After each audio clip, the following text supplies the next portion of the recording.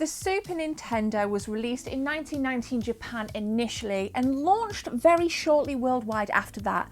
To this day, 30 years later, the Super Nintendo is still my favourite console to collect for in terms of console variations as well as games, and I figured it was about time we just encapsulate some of my thoughts and talk about this nostalgia that ripples through with the Super Nintendo, as in 2020 it still blows me away, guys.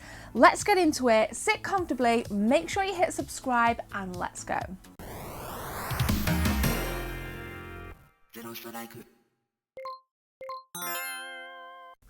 So I'm going to start with a nice easy point. The nostalgia for me holds true over any other gaming console out there. It wasn't the first console that I played, but the Super Nintendo was the very first console that I owned. I had a ZX Spectrum, but that was more kind of a home computer kind of thing when I was about 5. But the Mario All-Stars release, I was lucky enough to get that with the VHS, which had a load of tips in, load of really cool gameplay footage, and I got that console, I think I was about 14 years of age. I will never forget that moment when I opened that console at Christmas, and every time I play a Super Nintendo now, I feel that nostalgia, I feel that memory. Not only that, the Super Nintendo was great because a lot of my friends had a Super Nintendo. So it wasn't just me being able to play games and remember them as an adult, but I also have fond memories of going around to my friends, swapping games, watching my friend play Doom on the Super Nintendo for the first time and experiencing Killer Instinct with two of my best friends back in the day. I still remember it as though it was like yesterday. So for me, when I go out to gaming markets and I find Super Nintendo games that I played as a kid, I get that buzz. I find console Super Nintendo variants as I had as a kid or my friends had as a kid, and I get that buzz. And I absolutely love the Super Nintendo for that. And yes, there were other consoles around at the time, such as the amazing Sega Mega Drive, and handheld wise we have the Nintendo Game Boy, we have the NES before that and the Master System, and I have great memories of playing those, but for some reason the SNES really hooked me. I was the juicy bait, and Nintendo just slammed this great big hook into me, and for the last 30 years I've been hooked ever since. I don't think I'll ever stop collecting Super Nintendo games, and I wanted to raise that as my first point in this video because it just warms my gaming heart. The next point then, something that really excites me about Super Nintendo games are that I'm still discovering Super Nintendo games by today's standards. If you watch the pickups video that I put out last Friday, for example, I picked up Super Adventure Island. Now this is a game that I never played as a kid. I never played it as an adult. It was something that I discovered last year actually. I think it was on some forum. I was kind of reading about different games and I came across that, and there's been many other Super Nintendo games that I've discovered over these past couple of years that have really excited me as a gamer and as a collector. And I think for a console to still be doing that 30 years later is absolutely unbelievable. Let's just look at, say, the likes of the more commercial Star Fox 2, for example. We know it was cancelled many moons ago, we know why it was cancelled, but then we get like an official release on the Super Nintendo Classic, and all of a sudden we're able to play this legitimate release of Star Fox 2 and experience it. Everybody's on par with it at the same time, everybody's talking about it, and it created a real buzz. And I definitely think Star Fox 2 added a lot of weight to the sales of the Super Nintendo Classic as well. So, you know, things like that, by today's standards, we're still getting brand new Super Nintendo experiences. And if you know, it's like limited run games they're releasing, like for example the Street Fighter 2 cartridge, when the certain anniversaries came around, you know, you can buy that and you can still enjoy that nostalgia, and it might be a little bit expensive, but you know, it perpetuates that retro feel, it perpetuates the Super Nintendo, and I think we owe a lot to the likes of you, the likes of companies like Limited Run Games that are constantly reminding us that it's this anniversary of this particular Super Nintendo game, and it's this anniversary, and we can keep that nostalgia going forever. but it also just keeps the games going. So it's not just kind of games that I've discovered recently, but I guess it's games that have been out for year upon year upon year that we get to enjoy on certain anniversaries, and it means so much to me. I love it. Next up then, let's talk about console variations.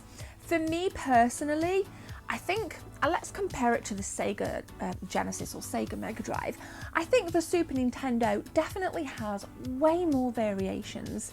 And yes, they're more expensive, but for me as a collector, it gives me something to kind of aim for, because I really would love a full PAL collection of boxed Super Nintendo variations. I own some really good ones, and you'll see them in this video. I was fortunate enough to pick up the Donkey Kong crate in last week's pickups video. You have to see that video, there's some amazing things in there. So, and I use the website Console Variations, which again we'll have a brief look at in this video, and it shows not just UK PAL but the rest of European PAL console variations, Australian, North American, continental European, like there's a lot of German Super Nintendo consoles floating around. I've noticed more and more of that in the UK, so that's really, really nice to see. And I love the fact that, you know, Nintendo released variations with like the Super Scope, and it was just, you know, there's so much to get your teeth into from a collector's point of view that I think the Super Nintendo is probably going to keep me going for at least another 30 years of my life. So there's lots of excitement around not just the games that I'm discovering, but also being able to get access to the console variations for the Super Nintendo into 2020. I think it's remarkable. I would have never have dreamt as a little girl that I'd have all of this in my collection, especially with the Super Nintendo. Now, before we dive to the next point, I want to tell you a little story about when I was back in school and I was in a drama class, and my kind of piece of homework was to create a mime, and my fellow classmates had to guess what that mime was.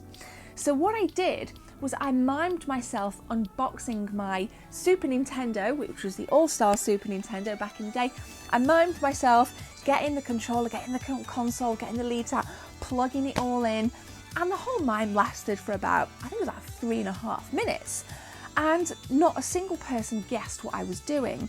And when my teacher asked what was that, and I explained it, he was blown away. He said it was really good. I was completely engrossed. So I look back on that now and I'm like, you know what? Even back then, growing up in the 16-bit heyday, the Super Nintendo had such a profound effect on me that I was doing things like that in school, and I remember I got double credit for it, so that was really cool. And it's things like that, you know, having a Super Nintendo that wasn't even there, I was miming it, you know, gave me so much joy back then, and it gives me so much joy to remember it now. But that's just a little story. We're going to continue and talk about what I love about collecting Super Nintendo today. So as well as a myriad of games to collect for, cross-region and console variations, the Super Nintendo, I feel, has a wealth of peripherals to go for as well. And I don't just mean like the Super Scope and the Super Game Boy, but also the different third-party controllers that I really enjoy seeing out and about, as well as the joysticks. I've got a couple of really nice joysticks that really suit the likes of your Killer Instinct, your Mortal Kombat, and your Super Street Fighter 2, which I just love, by the way. And I think that again just adds that element of excitement, particularly for something like the Super Game Boy, which allows you to plug it straight into your Super Nintendo console and play some of your favourite Game Boy games with a little bit more of a colour pop on your TV. So that's really sweet. I think that, you know, peripherals back when I was growing up, I wasn't interested in third-party controllers. I wanted an original Super Nintendo controller. I wasn't interested in joysticks, probably because I couldn't afford them when I was growing up. But now I look at them and I'm like, you know what? This is a remarkable console. This console has so much depth to it in its games, its variations, and its peripherals, and it's just absolutely wicked. And what I'd like to know, because we don't talk about peripherals that often, Or what are some of your favourite Super Nintendo peripherals? Well, maybe it was the light gun, that was quite revolutionary for the time. Maybe it was the Super Game Boy. I'm not quite sure. Let me know in the comment section below, and let me know if you've ever found any obscure Super Nintendo peripherals. So I'd like to think in this video you've absorbed some 16-bit Super Nintendo love from me. Now I'm handing the baton to you. I want you guys to tell me some of your favourite memories from the Super Nintendo, some of your favourite games. Please fill my heart with joy because I love this console and I'm excited to continue to bring in some Super Nintendo stuff into the Lady Lounge in 2020. But we're going to conclude it there on a high note. Thank you so much for watching. Make sure you guys don't leave this video until you've hit that subscribe button, and there's a ton more videos in the cards with a mind-blowing retro game hunt. It's unmissable. It's unmissable. Go and check it out. The thumbnail says whoa on the front. You'll notice it immediately, but I'm going to leave it there. My name is Gemma. Have a great day. Take care. See you in the next one.